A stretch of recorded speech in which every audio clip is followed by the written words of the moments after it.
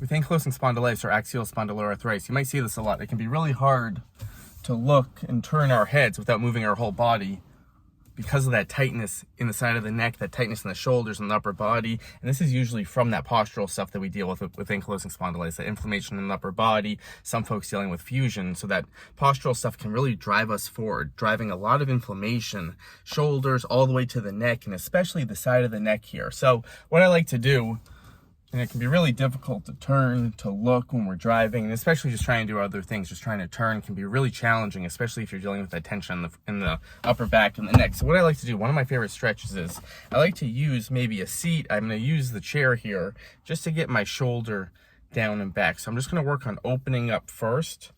So as you can see, a lot of tension can drive us forward here. And this can really, there's no space here to operate. There's no space to turn our heads. There's no space to move our arm, and things can get really locked up. So the first thing I want to do is try to get that posture nice and open.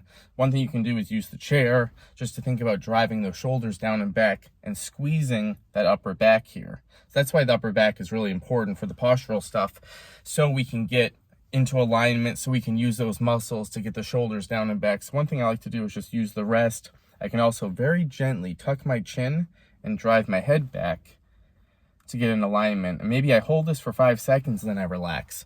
So this is gonna be step number one, just resetting the posture. Before we even think about the neck or the arms, we wanna think about just that support system, that base, shoulder blades down and back, squeezing the shoulder blades, maybe even getting my low back into the chair here, belly button squeezed in so the core is tight. So core, upper back, and then we can get the head comfortably back into the rest.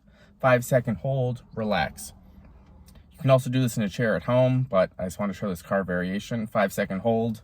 So start here comfortably. You don't want to force this. You don't want to drive all the way back if it's really tight. You want to comfortably, for you, 5 seconds, reset. So that's going to be number one. Number two, and specifically like I was talking about, that turning when it's really challenging, you really feel a lot of tension. One, I'm going to use the chair to get the shoulder down and back.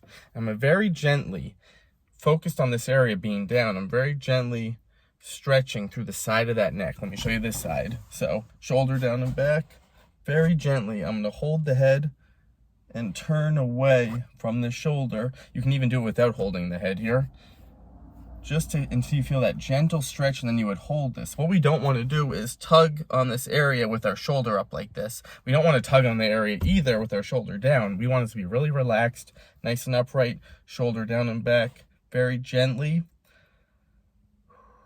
Just till I feel a stretch here, but we want to make sure we're in that good posture. Once you find that comfortable range, you can go about 20 seconds both sides. If you feel this in any other area, ease tension a little bit.